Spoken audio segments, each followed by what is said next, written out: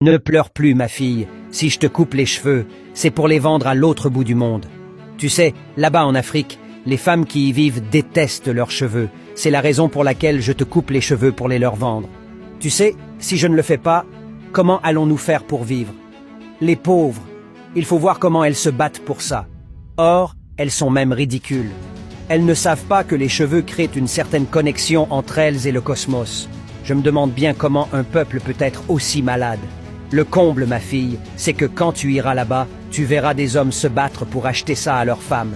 J'ai tout vu sur cette terre, j'ai fait le tour du monde, mais je n'ai jamais vu un peuple qui se renie jusqu'à renier ses propres cheveux. Je n'ai jamais vu ça.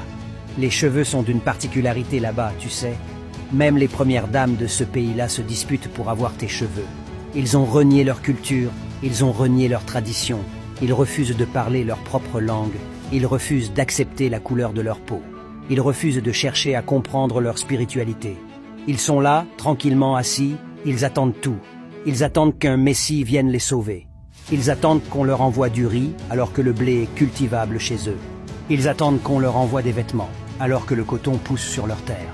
Ils se servent du droit des autres peuples pour gérer leurs litiges, alors qu'ils ont leur propre théorie du droit.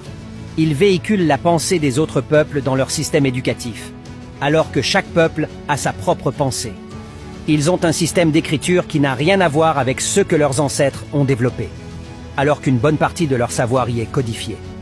Même la monnaie qu'ils utilisent n'est pas émise chez eux. N'en parlons même pas des sous-vêtements. Ils utilisent ce que les gens ont déjà porté, et ils se battent même pour les avoir. Penses-tu que quelqu'un peut respecter des personnes pareilles? C'est-à-dire que j'utilise mon caleçon jusqu'à ce qu'il soit déjà bien abîmé, et toi tu te bats pour le récupérer, et après tu veux que je te respecte? Quand je vais là-bas pour leur vendre tes cheveux, je n'ose pas souffler mot, car si je leur dis la vérité, nous ne mangerons plus, puisque ce sont nos meilleurs clients.